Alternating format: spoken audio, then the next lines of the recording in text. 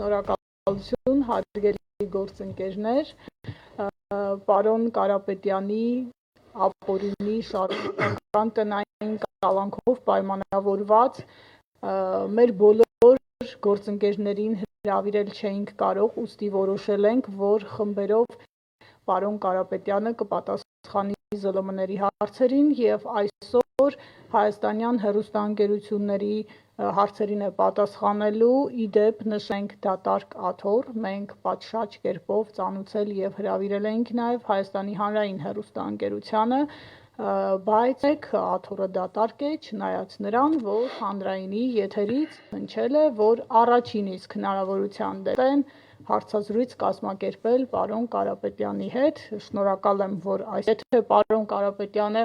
նախաբան ունի, խնդրեմ, ապա անցնենք հարց ու պատասխանին։ Ես էլ եմ շնորհակալ, որ արձագանքեցիք եկաք,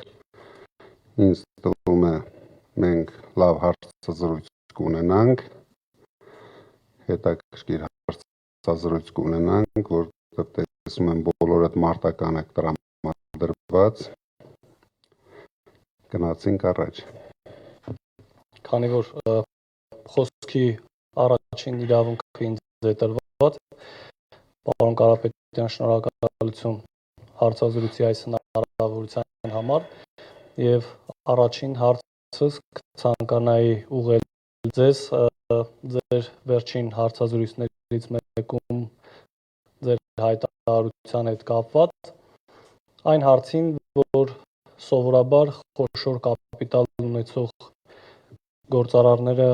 մարդիկ նաև զբաղվում են քաղաքականությամբ, արդյոք դուք չեք մտածել քաղաքականությամբ զբաղվելու մասին, դուք արձագանքեցիք, որ ամեն օր եք մտածել եւ ամեն օր համոզվել եք, որ ամեն մարդ պետք է զբաղվի իր գործով եւ նշեցիք, որ դուք հաջողակ գործարար եք եւ բիզնեսը նաեւ ստեղծագործություն է եւ այդ պատճառով դուք ցանկանում եք հեությամբ շարունակել ձեր աշխատանքը։ Մեկ տարի հետո ունենք այլ պատկեր, Սամվել Կարապետյանը հայտարարում է, որ մտնում է քաղաքականության մեջ։ Ինչը ձեզ ստիպեց գնալ այդ քայլին, բիզնեսից քաղաքականություն։ Շնորհակալ։ Ես հիշում եմ այդ հարցազրույցը միասին ենք ունեցել, լավ հիշում եմ ես ինչ եմ ասել, բայց դրանից հետո մեկ տարի հետո Հայաստանում սկսվեց ապօրինությունների շարք։ Ներկայ իշխանությունները հարձակվեցին հայ առաքելական Սուրբ եկեղեցու վրա։ Սկսվեց հարձակումը հայոց ինքնության վրա։ Դրա համար նայի անմիջական մասնակցություն այդ process-ներին։ Մեկ անգամ դուք ու ձեռքով ճիշտ ու լավ անես, քան ամեն անգամ հույսը դնես ուրիշ քաղաքական ուժերի վրա։ Պարոն Կարապետյան, վստահաբար լսել եք, որ իշխանությունը միշտ շեշտում է, որ եթե հանկարծ հունիսի 7-ից հետո կամ հունիսի 7-ի ընտրությունների արդյունքներով ինքը չլինի իշխանության, Նիկոլ Փաշինյանն ասում է, եթե ես չընտրվեմ, այլ ընտրվեն եւ 3 ուժերի է հիմնական ուժը Հայաստանն է, ասում է այդ պարագայում պետք կլինի պատերազմ եւ անգամ նշում է ամիս սեպտեմբերին իր պարտության պարագայում։ Մյուս կողմից նաեւ ընդդիմադիր ուժերը հարևաններին հաջող քաղաքականություն վարելու մեջ են մեղադրում Փաշինյանին, եթե զուգահեռներ ենք տանում, ինչ է ստացվում այդ հայտոն է ձեր պատասխանը դրան։ Ես վստահեցնում եմ, պատերազմ չի լինի, որովհետև սեպտեմբերին Փաշինյանը Հայաստանին սպառնում է 2 մարդ, Ալիևը։ Պարոն Կարապետյան, 2018-ին ժողովրդական ալիքի վրա իշխանության եկած մարդիկ վերջին 8 տարում ապացուցել են, որ իրենց իշխանությունը առաջին հերթին սեփական կյանքը բարելավելու համար, շատ են սկսած միլիոնավոր դրամների պարգևավճարներից մինչև առանձնատներ, որոնք կառուցում այսօրվա պաշտոնյաները։ Դուք ինչպես եք պատրաստվում համոզել մեր ժողովրդին, ձեզ իշխանությունը պետք է ոչ թե սեփական թիմը հարստացնելու համար, այլ Հայաստանը ուժեղացնելու, հարստացնելու համար։ Գալիս են արդեն հարստացած մարդիկ, ովքեր հարստանալու կարիք չունեն։ Մենք հարուստ ժողովրդին, ի տարբերություն ներկա իշխանություններին, ովքեր բյուջեն լցնում են սեփական գրպանները։ Երկիր մեդիա, պարոն Կարապետյան, հունիսի 7-ի ընտրություններում պարտվելուց հետո էլ Փաշինյանը գործող սահմանադրությամբ շարունակելու է պաշտոնավարել 1 ամիս։ Արդյոք վտանգ չեք տեսնում, որ մինչև նորընտիր խորհրդարանի առաջին նիստը Փաշինյանը թիմերի օրինակով կփորձի ազդել ձեր թիմի падգամավորների վրա, նրանց դեմ քրեական գործեր հարուցելով կամ այլ մեխանիզմներ կիրառելով։ Դուք թերագնահատում եք մեր ժողովրդին։ Մենք ունենք ուժեղ ընտրող, ունենք ուժեղ ժողովուրդ, դրա համար մենք ունենալու ենք ուժեղ Հայաստան։ Երկուս լրաբեր, պարոն Կարապետյան, հստակ տնտեսական քայլեր նշված է ուժեղ Հայաստանի ծրագրում։ Հետաքրքիր է, որ ոլորտների մասին է խոսքը եւ արդյոք այդ ուժեղ տնտեսական քայլերը հասնելու են մարզեր, որոնք շատ անտեսված են բավականին երկար տարիներ։ Եվ հետաքրքիր է, հնարավոր է նշել հենց առաջին եւ այն կարևոր քայլը, որ անմիջապես կազդի մարդկանց կենսամակարդակի բարձրացման վրա։ Մարդիկ սպասում են։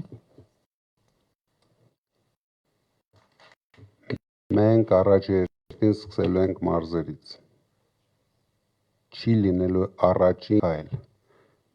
Լինելու են միանգամից քայլերի շարք։ Ամեն օր, ամեն ժամ կարողանանք ապահովել մեր ժողովրդի եւ վստահ եղեք, մենք դա անելու ենք։ Պետյան ձեր գլխավորած ուժի նկատմամբ քրեական հետապնդումները շատերին հիմք են տալիս կասկածելու իշխանությունը թույլ կտա ուժեղ Հայաստանին հասնել ընտրապայքարի վերջնական սցենարի դուք պատրաստ եք։ Ինչպիսի սցենարի։ Որ այնպես ստացվի, որ ուժեղ Հայաստանը չմասնակցի ընտրություններին։ Վստահ եղեք, շատ շուտով մենք ունենալու ենք ուժեղ Հայաստան։ Բոլոր ապօրինություններն են հետևում։ Այս իշխանությունները ոչ աստվում ինչ որ ապօրինություններ անի։ Մենք դա անում ենք ամեն օր, ամեն ժամ։ Դրա համար մենք արդեն իմունիտետ ունենք եւ գնում ենք բացարձակ հաղթանակի։ Պարոն Կարապետյան, եթե հունիսի 7-ի ընտրությունների արդյունքներով դուք Գագիկ Քոչարյանը հաղթահար եք անցողիկ շեմերը եւ ստացվի նաեւ այնպես, որ ցայ միջոցով հնարավոր լինի հասնել իշխանության։ Դուք այդ դեպքում բացառապես ձեր տեխնացությունը, թե հնարավոր է աջակցեք նաեւ Վարդան տեխնացուին կամ Ռոբերտ Քոչարյանի տեխնացությունը։ Նորից կրկնում եմ, մենք գնում ենք բացարձակ հաղթանակ։ Մի քանի օր առաջ Գագիկ Ծառուկյանը եւ Ռոբերտ Քոչարյանը որ իրենք աջակցելու են առաջի քանի որ մենք վստահ ենք մեր հաղթանակի մեջ, դա նշանակում է, որ իրենց հայտարարությունը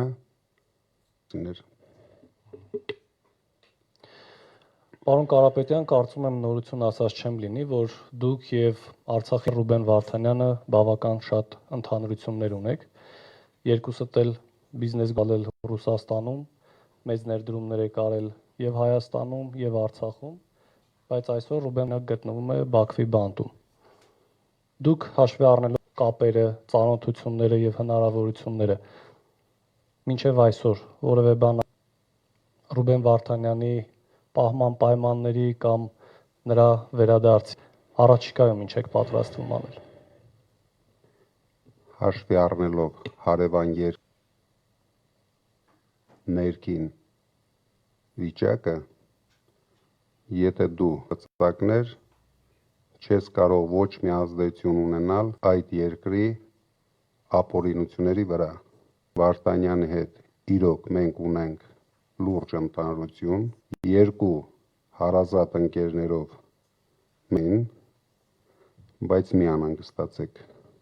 շատ շուտով արդարությունը Հայաստանում հաղթելու է, հաղթելու է, և ձևավորելով կառավարություն, ամեն ինչ անելու ենք, որ մեր հայրենասեր, հայրենակ բոլորը վերադառնան Հայաստան, որովհետև ես վստահ եմ, որ դա կարող միայն մեր ուժը օգտագործելով մեր միջազգային լուրջ հնարավորությունները։ Պարոն Կարապետյան, իշխանությունը ձեզ քննադատելիս նշում է, եւ դա գաղտնիք էլ չէ, որ դուք ձեր կապիտալի մեծ մասը կուտակել եք Ռուսաստանի Դաշնությունում։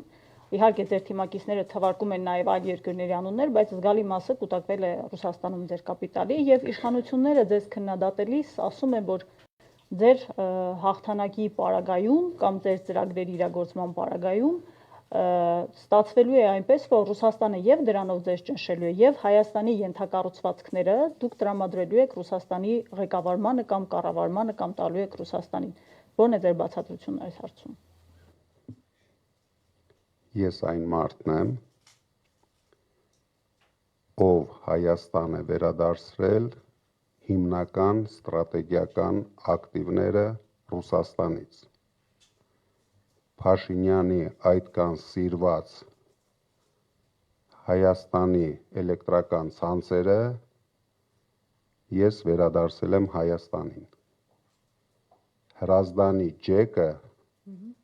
ես վերադարձել եմ Հայաստանին։ Սևան Հրազդան կասկադը ես վերադարձել եմ Հայաստանին։ Հիմա էլ ես եմ վերադառնում Հայաստան։ Այսինքն մտավախություն չկա, որ ձեր կապիտալի համար, օրինակ Ռուսաստանը ձեր նկատմամբ ճնշումներ կկիրառի։ Մտահոգ չեք։ Բացարձակ մտահոգ չեմ, իսկ եթե կիրառեն, այդ դեպքում նույնպես բացարձակ մտահոգ չեմ։ Պարոն Կարապետյան, ոչ միայն այսօր, այլ ընդհանրապես շատ խոսում եք նրա մասին, որ միանշանակ հաղթելու եք այս ընտրություններում, հետաքրքիր է որտեղից է այդ վստահությունը, սոցիոլոգիան է, թե այլ տեղից, որովհետև տնային կալանքում եք եւ ժողովրդի հետ ուղիղ շփվելու հնարավորություն էլ չունեք։ Եվ հաշվի առնելով նաեւ 2021-ի ընտրություններում, երբ կար եւս մի տեխնացու, ով հայտարարում էր, որ անպայման հաղթելու է Փաշինյանին, բայց դա չստացվեց։ Ձեզ մոտ ինչպես է դա ստացվելու եւ որտեղից է այդ վստահությունը։ Մեզ վստահություններ շնչում է մեր ժողովուրդը, մեզ վստահություններ շնչում են բոլոր հարցումները, մեզ վստահություններ շնչում է Փաշինյանի բացարձակ ցածր ռեյտինգը, իսկ ինչ վերաբերվում է տնային կալանքի պայմաններում, այնպես է ստացվել, որ կալանքում նույնպես հեշտությամբ կարելի հաղթել Փաշինյանին։ Պարոն Կարապետյան, 2021 թվականի համապետական ընտրություններին եւ 2025 թվականի Գյումրու քաղաքապետի ընտրություն ինչ որ X պահի հանկարծ անջատվեց էլեկտրականությունը։ Դուք որպես հեծի փաստացի սեփականատեր մտավախություն չունեք, որ նույնը, բայց ավելի մեծ մասշտաբով կարող է կրկնվել այս համապետական ընտրություններին եւ իշխանությունը մեղքը բարդի ձեզ վրա։ Արդեն 1 տարի է հեծը շատ վատ կառավարվում է ներկա իշխանության եւ իրենց վատ կառավարիչների կողմից։ Դրա համար ամբողջ պատասխանատվությունը կրում են թե այս իշխանությունը, թե ներկա կառավարիչները։ Հույսով եմ այդպիսի ապօրինություններ նրանք չեն անի, որի համար հետագայում լուրջ պատասխանատվության են ենթարկվելու։ Պարոն Կարապետյան, յուրաքանչյուրիս ողջ հասարակությանը հետաքրքրող ամենակարևոր հարցը։ Ասացիք, որ սեպտեմբերին պատերազմ չի լինելու։ Հետևաբար անվտանգության ոլորտից խոսենք։ Այստեղ առաջնահերթությունները ինչպես է պատկերացնում ուժեղ Հայաստանը։ Սահմանների ամրապնդում, ներքին կայունություն, միջազգային համագործակցության ընդլայնում կամ այս ամբողջի համադրությունը։ Այս մասին խնդրում եմ։ Մենք նայում ենք ամբողջի համադրությունը։ Մենք հասկանում ենք, որ չունենալով ուժեղ տնտեսություն, անհնար է շարունակել մնացածի մասին խոսելը։ Դրա համար մենք վստահ ենք, որ ուժեղացնելով մեր տնտեսությունը, մենք ունենալու ենք արժանապատիվ, երկարատև, կայուն խաղաղություն։ Պարոն Կարապետյան, արդեն խոսեցիք Ռոբերտ Քոչարյանի եւ Գագիկ Ծառուկյանի հետ համագործակցության մասին, գործընկերոջս հարցին պատասխանեցիք, բայց այդուհանդերձ կցանկանայի, որ ավելի մի փոքր բացեք փակագծերն, օրինակ, թե որն է ուժեղ Հայաստան կուսակցության դիրքորոշումը Ռոբերտ Քոչարյանի գլխավորած ուժի Հայաստան դաշինքի հետ համագործակցության վերաբերյալ։ Ես արդեն ասեցի, իրենք ունեն հայտարարություն։ Մենք գնում ենք բացարձակ հաղթանակի։ Այսօրվա դրությամբ ունենք երկու կոնկրետ պոզիցիա։ Այդ սահմաններում մենք աշխատում ենք։ Գնում ենք բացարձակ հաղթանակի, հիշելով Ռոբերտ Քոչարյանի եւ Գագիկ Ծառուկյանի հայտարարությունները։ Պարոն Կարապետյան, ապրիլի 1-ին, երբ Ռուսաստանում տեղի ունեցավ Վլադիմիր Պուտինի եւ Նիկոլ Փաշինյանի հանդիպումը, ակնհայտորեն Վլադիմիր Պուտինը իր աջակցությունը հայտնեց ձեզ, թեև որևէ անուն չնշվեց, բայց վերլուծաբանների գնահատմամբ խոսքը հենց ձեր մասին էր։ Դուք ինչպես եք վերաբերվում Վլադիմիր Պուտինի այդ աջակցությանը։ Նայեք, Հայաստանի քաղաքական դաշտի ապօրինությունների մասին այսօր գիտեն ամբողջ աշխարհում։ Մեր մասին ասում են ու գրում են Վաշինգտոնում։ Մեր մասին ասում են ու գրում են Լոնդոնում։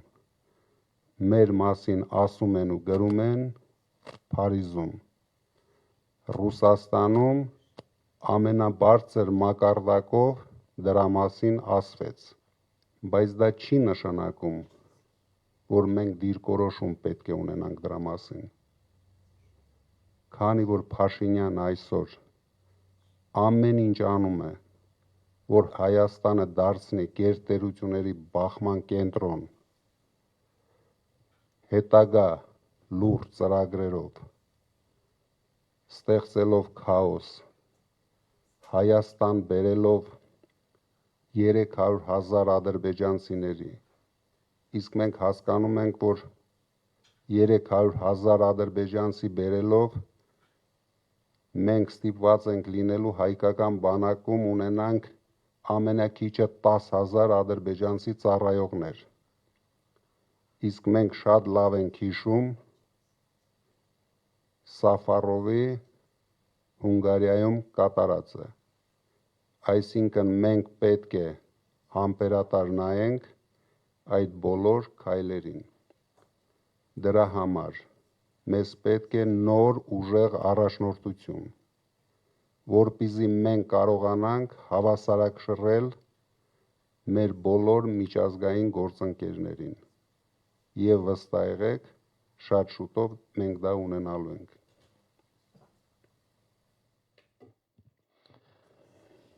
Պարոն Կարապետյան, կցանկանայի տնտեսական ձեր ծրագրերից խոսենք։ Վերջին շրջանում, ինչ ուժեղ Հայաստանը սկսել է եւ քաղաքական հայտ է ներկայացրել, կարծում եմ նկատած կլինեք, որ իշխանության խոսույթում շատ հաճախ հայտնվում եք դուք եւ ձեր թիմակիցները, ձեր ծրագրերը։ Օրինակ իմ հետ տարբեր հարցազրույցներում իշխանության ներկայացուցիչներն ասում են, որ ձեր ծրագրերը, ձեր թիմակիցները նաեւ քննադատության չեն դիմանում։ Վերջերս իշխանության ներկայացուցիչներից падգամավոր նշեց, որ օրինակ 0% հարկ փոքր բիզնեսին սա ոչ միայն հնարավոր չէ իրականացնել, այլ նաև դա որակում են որպես մանիպուլատիվ եւ ժողովրդին, այսպես ասած, խաբելու ձև։ Դուք որպես բիզնեսում հաջողակ կայացած մարդ կցանկանայի հենց ձեզնից լսել, թե այս ծրագիրը փոքր բիզնեսին աջակցելու եւ նրանից ոչ մի տոկոս հարկ չգանձելու տարբերակը ինչպես է աշխատելու։ Ոչ միայն փոքր բիզնեսին ենք մենք աջակցելու։ Մենք աջակցելու ենք նաև միջին բիզնեսին, խոշոր բիզնեսին, իսկ ինչ վերաբերվում է 0% հարկը, մեր տնտեսական ծրագրերի ամենահեշտ պունկտն է դա ու ամենաարագ իրագործվող պունկտը։ Մեր հակառակորդների ֆանտազիան նույնիսկ չի երիկում, որ կարելի է ոչ թե բիզնեսին աջակցել, այլ գոնե մեկ մարդու աջակցել։ Դրա համար իրենք փորձում են իրենց խոսույթներով ամեն ինչ վարկաբեկել, որովհետև իրենց գլխի մեջ չկա ոչ մի ընդունակություն հասկանալու նույնիսկ ամենահասարակ ծրագրերը։ Պարոն Կարապետյան, Արցախի հետ կապված հայտնի է ձեր գործունեությունը Արցախում, ներդրումները, կարծեմ նաև դրա համար հետախուզման մեջ եք Ադրբեջանի կողմից։ Ինչ ծրագրեր ունեք նախընտրական շրջանում եւ հունիսի 7-ից հետո արցախցիների համար, ինչ ռազմավարություն եք մշակել արցախցիների, նրանց իրավունքների համար, որն է ձեր պլանները իրենց հետ կապված։ Դա երևի մեր ազգի ամենաբարդ հարցն է։ Մենք թույլ անկարող իշխանության շնորհիվ այսօր ունենք փաստ կորցրած մեր երկրորդ հայրենիքը։ Առաջերտին մենք պետք է ապահովենք արցախահայության արժանապատիվ կյանքը Հայաստանում եւ ձևավորելով կառավարություն անելու ենք ամեն ինչ արցախահայության անվտանգ վերադարձը Արցախ։ Պարոն Կարապետյան, վերադառնալով տնտեսական ձեր ծրագրին 300,000 աշխատատեղ եք խոստանում ստեղծել իշխանության գալուց հետո 5 տարվա ընթացքում, բայց գիտենք նաև, որ հատկապես իշխանական թևից կան մաթեմատիկական հաշվարկներ այն մասին, որ դա գրեթե անհնար է եւ դրա համար շատ մեծ ներդրումներ են պետք, եթե հաշվի առնենք, որ եթե գործնականում դա հնարավոր է։ Կասեք, ինչպես եք դա անելու, մի փոքր այսպես մանրամասն բացատրելով նաև մեր հանրությանը եւ եթե կարելի է վիճակագրական տվյալ ներկայացնեք, թե վերջին 30 տարում Հայաստանում որքան աշխատատեղ եք ստեղծել։ Իշխանության մաթեմատիկան միջև 5-րդ դասարանի մակարդակի է։ 300,000 աշխատատեղ կարելի է ստեղծել Հայաստանում 5 տարում ոչ շատ մեծ դժվարությամբ։ Դրա համար պետք է լինի առաջերտին նվիրվածություն։ Մենք հիմնվում ենք նաև մեր անձնական հնարավորությունների վրա, մեր գործընկերների վրա, մեր սփյուռքի հայրենակիցների վրա, վերադարձնելով վստահությունը Հայաստանի նկատմամբ, մենք լուրջ խթանելու ենք ներդրումային հոսքերը Հայաստան։ Պետությունը կանգնելու է բիզնեսի կողքին։ Դուք գիտեք, որ հիմա բիզնեսը պետության թշնամին է։ Բոլորի վրա հարյուրավոր քրեական գործեր։ Բոլորի ընտանիքները այսօր քրեական հետապնդումների տակ են։ Դուք պատկերացրեք, եթե առավոտը բիզնեսմենը